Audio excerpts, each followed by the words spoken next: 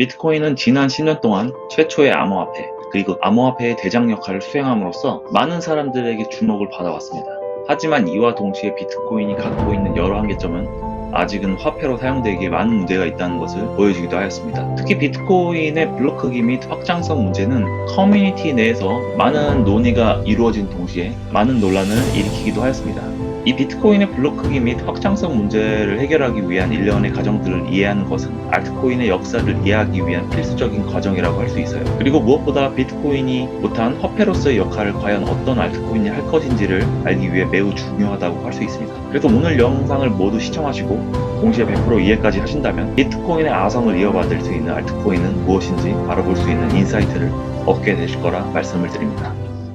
그럼 이 블록 크기 및 확장성 문제라는 것이 무엇인지 정확하게 이해를 해야겠죠? 먼저 비트코인의 블록 크기에 대해 알아볼까요? 비트코인은 블록체인이라는 기술을 기반으로 작동을 합니다. 블록체인은 암호화폐의 거래 내역이 담겨있는 블록들이 연속적으로 연결된 일종의 장부라고 할 수 있죠. 즉, 블록은 여러 개의 거래 데이터를 포함하고 있습니다. 하지만 하나의 비트코인 블록이 생성되고 다음 블록으로 넘어갈 때까지의 시간을 블록 생성 시간이라고 하는데, 이 비트코인의 블록 생성 시간은 암호화폐의 보안과 안정성을 지키기 위해 약 10분으로 고정이 되어 있어요. 그러니까 10분 동안만 거래 데이터가 저장되고 다음 블록으로 넘어가게 되는 거죠.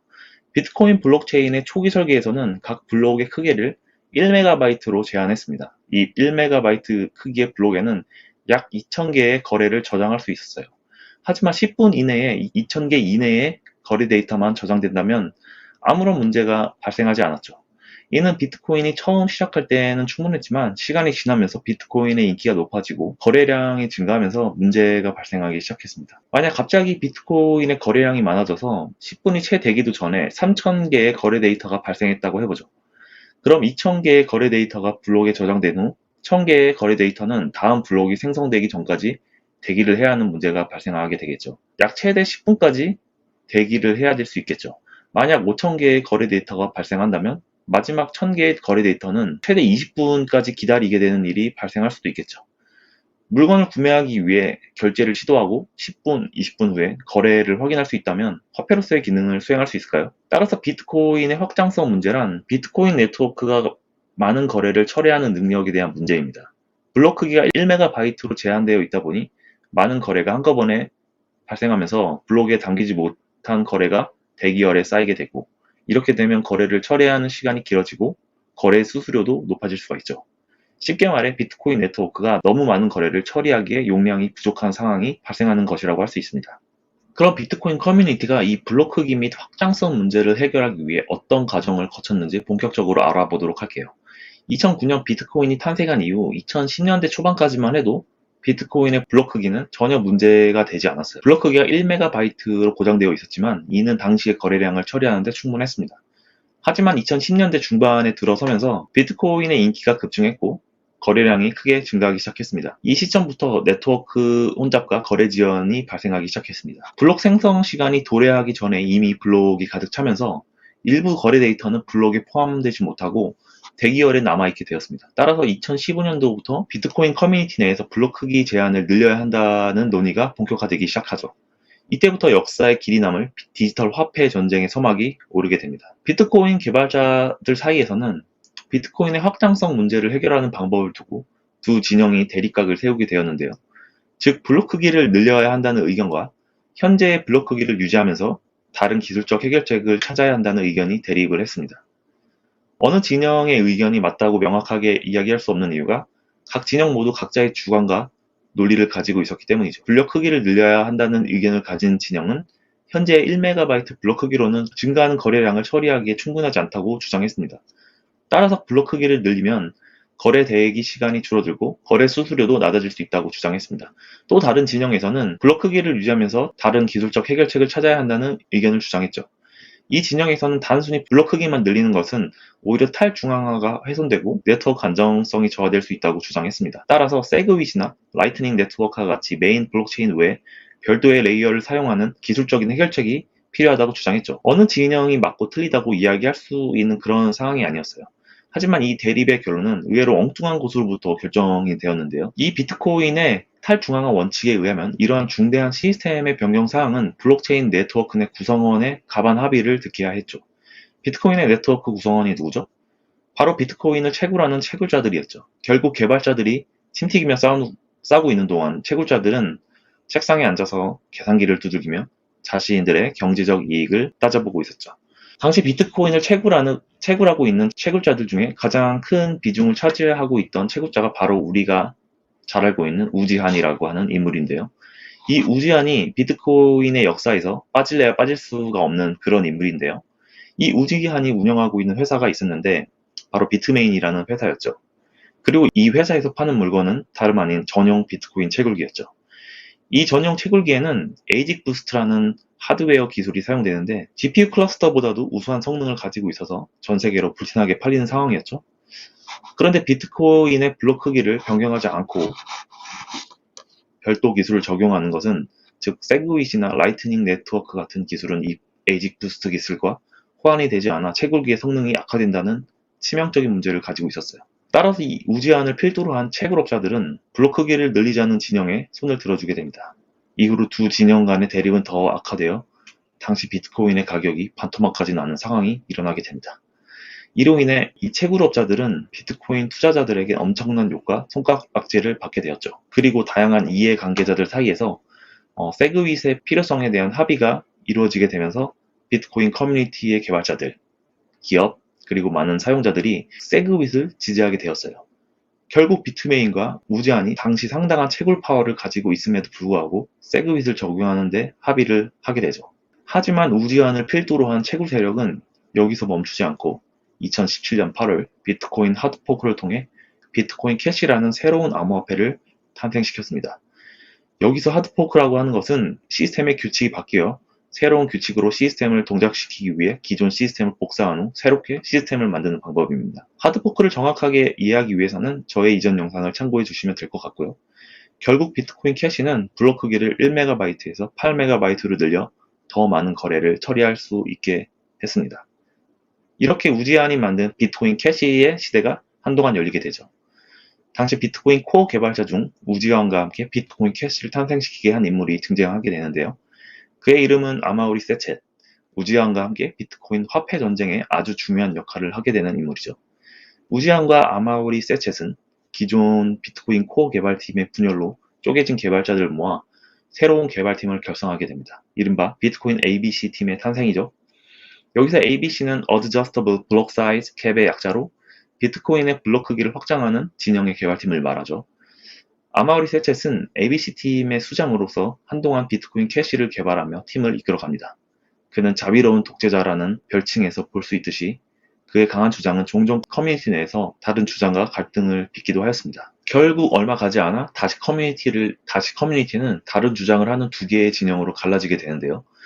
블록 크기를 더 늘려야 한다는 주장을 하는 SV 진영은 사토시의 비전을 따르겠다는 명목하에 블록 크기를 대폭 늘려 비트코인의 원래 설계를 복원하겠다고 주장했습니다. 심지어 이들은 자신들의 주장을 피력하기 위해 자신을 사토시 나카모토라고 주장하는 사람까지 나타나게 되죠. 이들은 블록 크기를 128MB로 늘리고 더 나아가 1GB 이상으로 확장하는 것을 목표로 했습니다. 하지만 아마우리 세쳇을 필두로 한 비트코인 ABC 진영은 더 이상의 블록 크기 확장은 무리고 현재의 블록 크기를 유지하면서 다른 기술적 개선을 통해 확장성을 해결해야 한다고 주장했습니다. 특히 블록이 네트워크에서 확정되기 전에 미리 합의를 진행하는 사전 합의 솔루션의 도입을 추진하였습니다.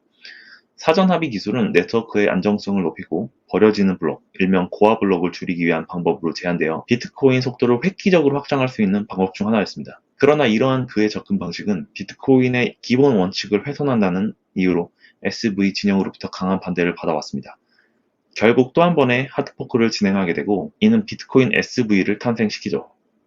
암호화폐 전쟁은 여기서 끝나는 줄 알았지만 ABC 진영은 다시 기술적인 부분과 개발 자금 조달 방식에 대한 갈등으로 비트코인 캐시 노드 진영과 비트코인 캐시 ABC 진영으로 쪼개지게 됩니다. 결국 다시 한번 비극은 이루어지게 되고 결국 비트코인 캐시 ABC라는 새로운 하드포크 코인이 탄생하게 되죠. 비트코인 캐시 ABC의 업그레이드에는 IFP라고 하는 새로운 개발 자금 조달 방식이 포함되어 있었는데 이는 채굴 보상에게 일정량을 개발 자금으로 귀속시켜 네트워크의 지속 가능한 개발을 지원한다는 것이었습니다. 이와 관련해서 커뮤니티 내 많은 논란이 있었지만 ABC팀의 리더 아마우리 세쳇은 이를 강하게 밀어붙이죠. 이 하드포크에 대해 깊이 생각해 볼 필요가 있을 것 같은데요. 많은 하드포크가 이루어지면서 그리고 많은 암호화폐가 우후죽순으로 생겨나게 되면서 투자자들은 하드포크된 암호화폐에 대한 신뢰를 잃어버리는 경우가 많았었는데요. 투자자들 사이에서는 폰지 사기라는 비판을 하기도 했고 무에서 유를 만들어내는 이러한 행위로 인식하기도 했습니다. 이 말대로 하드포크로 생겨나게 된 암호화폐는 단지 디지털 쓰레기가 맞는 것일까요? 저도 물론 이러한 의견에 어느 정도 동의를 합니다. 한때 특정인이나 단체의 이익만을 위해서 무분별하게 하드포크를 수행해서 암호화폐를 찍어내다시피 했으니까요. 하지만 이것은 암호화폐의 개발 생태계를 이해하지 못하고 단지 분노에 차하는 이야기일 뿐이라고 저는 생각을 해요. 하드포크로 인해 만들어진 암호화폐를 부정하는 것은 사실 암호화폐 산업 전체를 부정하는 거나 마찬가지인데요. 왜냐하면 대부분의 알트코인들이 하드포크나 이와 유사한 메커니즘으로 만들어졌기 때문이죠. 이러한 포크가 발생하는 순간이 바로 암호화폐 커뮤니티의 다양성과 혁신성이 드러나는 시점인 것이죠. 각 분기점에서 새로운 기회가 탄생하고 이는 마치 자연에서의 진화와 같이 다양성을 증진시키고 각자의 생태계에서 독특한 가치를 창출해낼 수가 있습니다. 따라서 포크는 단순히 기술적인 분기점을 넘어서 암호화폐 생태계의 발전과 혁신을 촉진하는 중요한 동력이 되기도 하죠. 또한 하드포크를 이용한 비트코인 개발을 하는 것은 비트코인의 제네시스 블록과 모든 이전 거래 내역을 그대로 상속받아와 기록을 이어나가는 것이므로 다른 암호화폐가 아닌 비트코인의 개발을 계속 이어나가려고 하는 개발자들의 의지가 반영된 것이라고도 할 수 있습니다. To redefine, it's not about disrupting what is. It's about discovering what could be. To build with a new vision.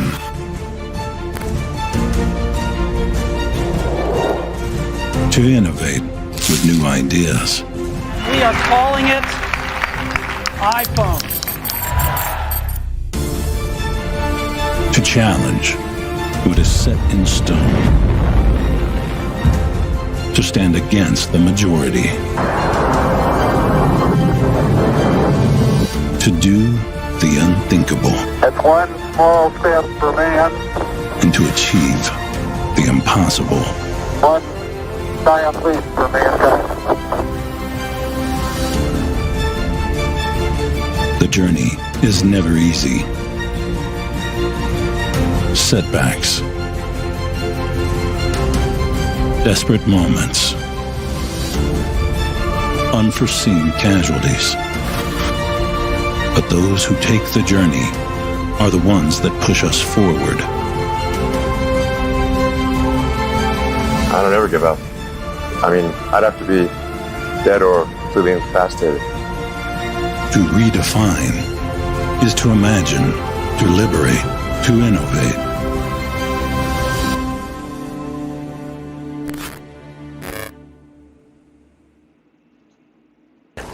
So that I think that the internet is going to be one of the major forces for reducing the role of government.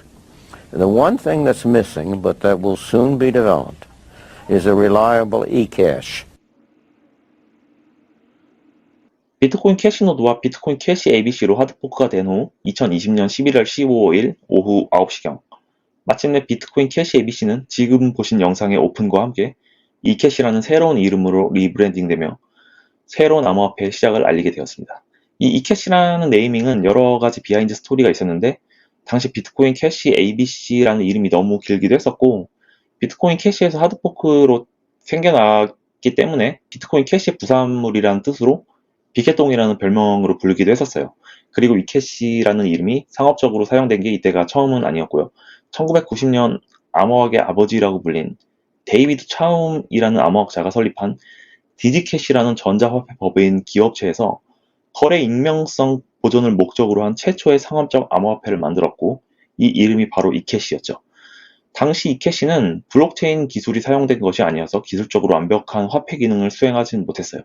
결국 이커머스 성장과 신용카드의 등장으로 회사가 파산하며 역사 속으로 사라지게 되었습니다. 하지만 eCash의 브랜드 네이밍에 대한 이유는 여러 기사를 통해 알려진 것처럼 단지 디지털 현금으로서의 비전을 더욱 명확하게 하기 위해 선택된 이름으로 추정해 볼 수가 있습니다. 앞서 보신 이 브랜딩 영상의 마지막 부분에서도 이캐시는 미국의 전설적인 경제학자 밀턴 프리드먼 교수의 비전을 실현하는 방향으로 개발이 될 것이라고 설명하고 있죠. 이캐시는 이러한 비전을 따르고 있으며 이는 보다 널리 사용되고 신뢰할 수 있는 디지털 현금을 목표로 하고 있는 것입니다. 이렇게 비트코인의 창시자인 나카모토 사토시와 미국의 경제학자 밀턴 프리드먼의 통화 철학을 접목하여 만들어진 암호화폐가 바로 이캐시인 거죠. 새로운 네이밍 외에도 리브랜딩 전 소수점 이하로 거래되던 기존의 비트코인 거래의 단위를 개선하기 위해 1대 100만 비율로 액면 분할을 진행하여 조금 더 사용자 친화적인 화폐 거래 단위를 도입했습니다. 즉 당시 한 개의 비트코인 캐시 ABC를 가지고 있었다면 100만 개의 이캐시로 수합이 되었던 거죠. 그래서 이캐시는 비트코인의 철학을 유지하면서도 보다 실용적이고 효율적인 암호화폐 개발을 목표로 하고 있는데요.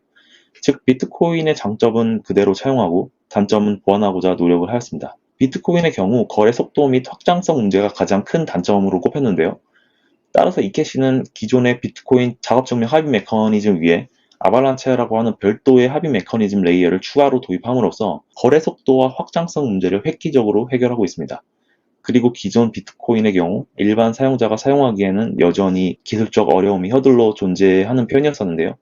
이캐시는 사용자 친화적인 접근성과 사용성을 통해 보다 많은 사람들이 쉽게 암호화폐를 사용할 수 있도록 설계하는 것을 원칙으로 하였고 이를 통해 대중적인 암호화폐로 자리 잡고자 하였습니다. 그럼 이캐시가 어떠한 방법으로 거래 속도 및 확장성 문제와 사용자 접근성 및 사용성을 개선하였는지 깊이 알아보도록 하겠습니다.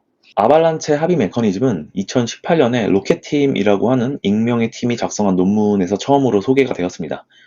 이후 코넬 대학교의 에민균 시러 교수와 그의 연구팀이 이 개념을 기반으로 아발란체 프로토콜을 개발하고 이를 실현하였습니다. 이렇게 탄생한 암호화폐가 바로 우리가 너무도 잘 알고 있는 아발란체 코인이죠.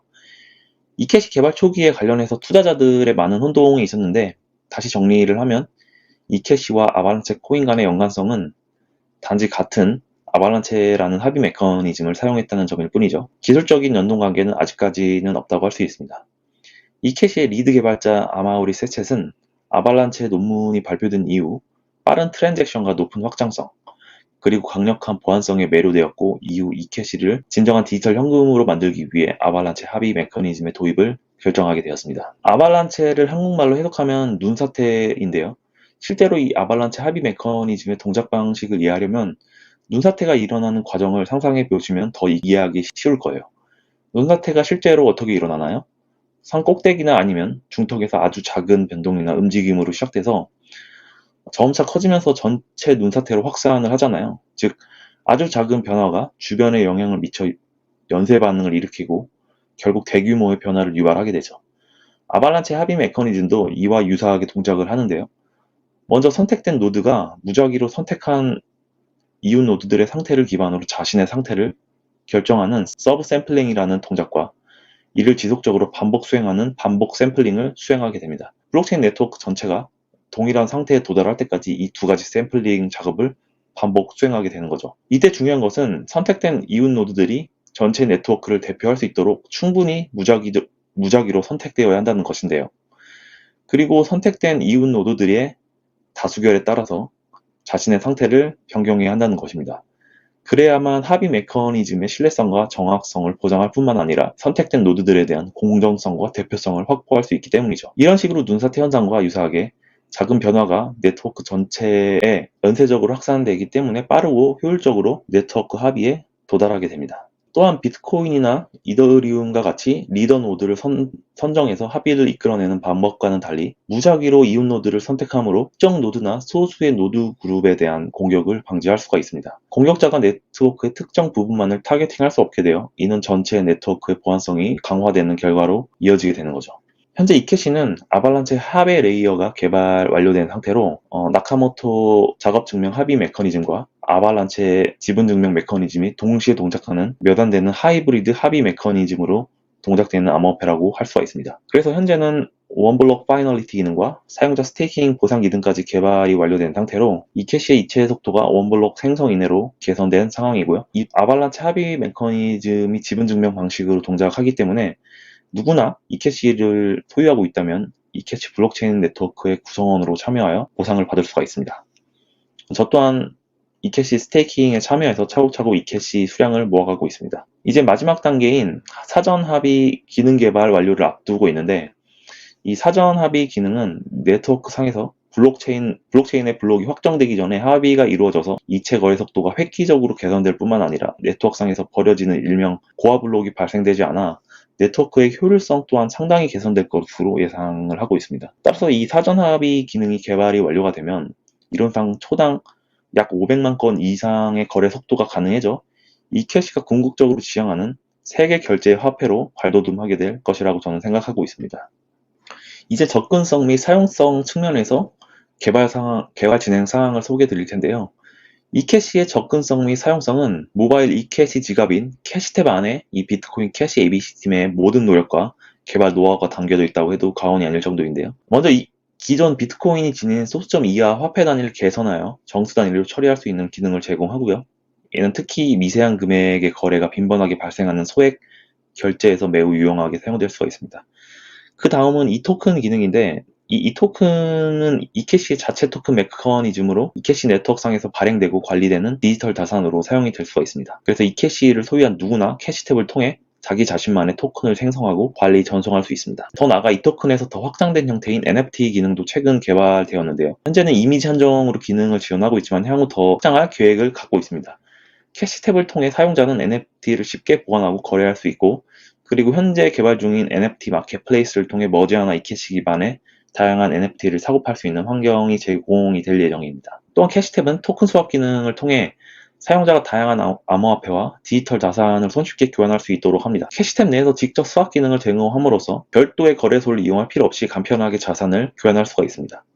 그리고 아직 개발이 완료되진 않았지만 이더리움 버추얼 머신의 호환성 기능을 통해서 이캐시는 EVM 기반 프로젝트와 상호작용할 수 있는 기능을 제공하게 될 예정입니다. 그렇게 되면 현재 개발되어 있는 다양한 이더리움 DF 생태계와의 호환이 가능해져서 더욱 강력한 사용자 경험을 제공하게 될 예정입니다. 이 외에도 이캐시는 기존 비트코인 암호화폐가 지닌 한계나 단점들을 하나하나 꾸준히 개선 및 개발 진행하고 있습니다. 자세한 사항은 이캐시 공식 홈페이지에서 확인이 가능하니 시간 되시면 참고해 보시는 것도 좋을 것 같습니다. 그래서 지금까지 말씀드린 이캐시의 거래 속도 및 확장성, 그리고 접근성 및 사용성 개선 사항 외에도 제가 이캐시가 결국에는 잘 될 거라고 생각하는 몇 가지 이유가 더 있는데요. 첫 번째는 이캐시의 개발을 주도하고 있는 비트코인 ABC 팀입니다. 비트코인 ABC 팀에는 비트코인 개발에 이미 직접적으로 참여했었던 몇몇 개발자들이 포함되어 있습니다. 이들은 이미 비트코인의 기술적 문제와 한계를 이해하고 명확한 목표가 설정되어 있어 앞으로 기술적인 성장을 더 기대할 수가 있겠죠. 그리고 몇 차례의 하드포크가 진행되면서 개발 그룹 내에서도 분열이 있었는데, 이 비트코인 ABC팀에는 안정적이기보다는 한층 진취적이고 도전적인 성향을 가진 개발자들이 대거 포진되어 있기 때문에 혁신적인 비트코인의 업그레이드가 가능할 것이라고 저는 보고 있습니다. 그리고 비트코인이나 비트코인 캐시, 수붕이는 더 말할 것도 없고, 이 캐시를 제외한 비트 가족들은 개발이 더 이상 이루어지지 않고 있습니다. 이건 GitHub를 확인해 보시면 바로 확인해 보실 수가 있을 거예요. 유지 보수 성격의 소프트웨어 패치나 웹페이지 수정 외에는 그렇다 할 개발 사항이 없어 사실상 개발이 다 완료된 상태라고 볼 수 있죠. 그래서 현재 유일하게 개발이 진행되고 있는 비트코인은 이캐시가 유일하다고 볼 수가 있습니다. 이캐시는 비트코인을 하드포크한 비트코인 캐시로부터 또 하드포크가 되었기 때문에 비트코인의 제네시스 블록과 이전 트랜잭션을 모두 상속하여 공유하고 있습니다. 하드포크를 어떻게 바라보실지는 모르겠지만 이런 점에서 봤을 때 이캐시는 아직 개발 진행 중인 비트코인이다라고 볼 수 있겠죠. 또한 비트코인 캐시 ABC로 하드포크된 주된 이유가 아까도 말씀드렸다시피 IFP라고 하는 개발자금 조달 메커니즘이 추가가 된 것인데요. 다시 설명을 드리자면 전체 채굴 금액의 8%를 개발 자금으로 사용한다는 거였어요. 이 IFP가 발표된 당시 이게 뭐 독재 시스템이니 탈중앙화를 훼손한다니 커뮤니티 내에서 부정적인 여론이 꽤 있었거든요. 그래서 계획을 약간 수정을 한 게 그 8%에서 50%만 개발 비용으로 사용하고 나머지 50%는 이캐시 생태계의 성장을 촉진하고 사용성을 크게 향상시켜주기 위한 프로젝트의 펀딩을 주도록 했죠. 그래서 GNC라는 것을 만들어서 네트워크 구성원 간 투표를 진행한 후 해당 프로젝트를 지원해주고 있습니다. GNC 펀딩을 통해 개발된 프로젝트들이 여러 존재하고 있죠.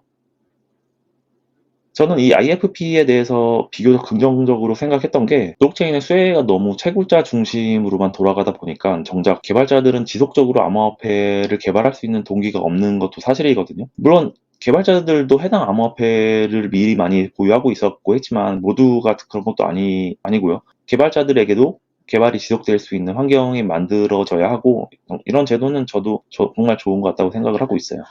그래서 비트코인에서 비트코인 캐시 그리고 비트코인 캐시 ABC 그리고 이캐시로 또 리브랜딩이 되면서 제가 지금까지 계속 지켜와 보고 있는데 물론 제가 다른 암호화폐 프로젝트까지 이렇게 다 지켜보고 있지는 않았기 때문에 분명 더 잘하는 것도 있을 거예요. 제가 이캐시 프로젝트를 좋게 보는 또 다른 이유는 명확한 목표와 개발 로드맵이 설정되어 있고 그 로드맵에 맞춰서 꾸준히 하나하나 개발을 진행해 나가고 있다는 점이에요. 간혹 암호화폐를 너무 가격적인 측면으로만 보다 보면 개발이 너무 느리다고 하시는 분들도 있는데 저도 아주 오랜 기간 소프트웨어 개발자로서 활동을 해오고 있고 이 소프트웨어 개발이라는 게 계획 세운 대로 예정대로 절대 수행될 수만은 없거든요. 아무리 철저하게 계획을 세워도 개발 중간에 예기치 않은 난관들이 발생을 할 수밖에 없죠. 그리고 더구나 이 블록체인 분야는 개발 아키텍처가 생겨난 지가 아무리 길어야 10년에서 15년 정도밖에 되지 않았어요. 그렇기 때문에 다른 개발 방식에 비해서 더욱 더 레퍼런스가 없기 때문에 어려움이 많이 있는 개발이라고 할 수 있어요. 그래서 어려운 난관이 발생했을 때 그 중에는 어렵지 않게 해결되는 마이너한 수정이 있을 수도 있고 경우에 따라서는 프로젝트 전체를 제로 베이스 상태로 리셋해서 처음부터 다시 해야 되는 경우도 있을 수도 있어요. 저도 많이 경험을 했거든요. 그렇기 때문에 기한 내에 왜 완료를 못하냐 이런 이야기들은 소프트웨어 개발 환경을 잘 이해하지 못한 데에서 나오는 거라고 할 수 있죠. 만약에 소프트웨어 개발이 예정된 대로 한치 오차 없이 따박따박 완료되는 그런 프로젝트가 있다면 전 그건 아니라고 보거든요. 정말 제대로 된 프로젝트인지부터 의심을 해봐야 되는 상황이겠죠. 그리고 마지막으로 이캐시의 창시자이자 프로젝트 리드 개발자인 아마우리 세쳇인데요. 이 사람이 비트코인 역사에서 또 빠질 수 없는 인물인 게 비트코인 하드포크를 수차례 진행시킨 동기를 제공한 인물이기도 하거든요. 이 아마우리 세쳇은 원래 페이스북 수석 개발자로 일하고 있다가 비트코인에 매료돼서 비트코인 코어 개발자로 활동을 하게 되죠. 그런데 이 사람의 주관이 워낙 뚜렷하고 강해서 실제로 비탈릭이나 게빈 우드 같은 이런 비트코인 초기 개발자들하고 마찰이 좀 있었다고 해요. 자기의 주장과 안 맞으면 끝까지 자기 주장을 관철시키려고 하는 그런 사람이 있잖아요. 그런 케이스라고 볼 수 있는데 카리스마가 대단하다고 그래요. 그래서 생겨난 별명이 자비로운 독재자라고 하죠.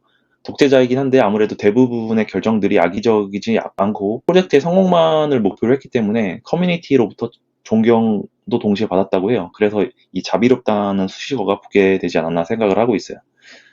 그래서 여러 번 인터뷰에서 밝혔지만 비트코인 캐시를 실패한 프로젝트라고 인정을 한 바 있어요. 그리고 프로젝트 관리 문제로 인한 내부 갈등이나 기술적 방향성 등 본인의 전략적 실수를 인정했죠. 그래서 저는 이러한 그의 경험이 오히려 이 캐시 프로젝트에서는 결국 빛을 볼 거라고 생각을 해요. 그리고 미국의 시총 상위 IT 기업들만 봐도 대부분 이 정도 카리스마는 있어야 한다고 보거든요. 대부분 이러한 인물들이 다 있었잖아요. 이렇게 내부 갈등이 있음에도 불구하고 추진력 있게 밀어붙이는 것도 정말 리더의 중요한 덕목이라고 보고 있어요. 그래서 꽤 오랜 시간 동안 이캐시에 대해 이야기를 했는데 이캐시가 탄생하게 된 배경과 암호화폐에 대한 이야기를 아주 길게 이야기를 했는데요.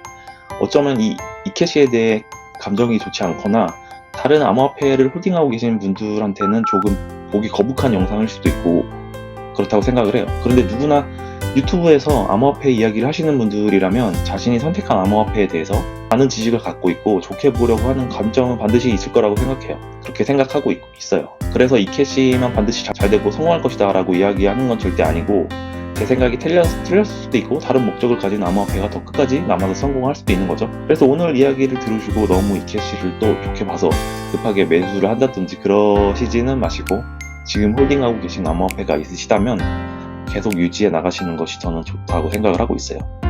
그래서 오늘 이야기는 여기까지 하도록 하겠습니다. 다음에 더 유익한 영상으로 찾아뵙도록 하겠습니다. 감사합니다.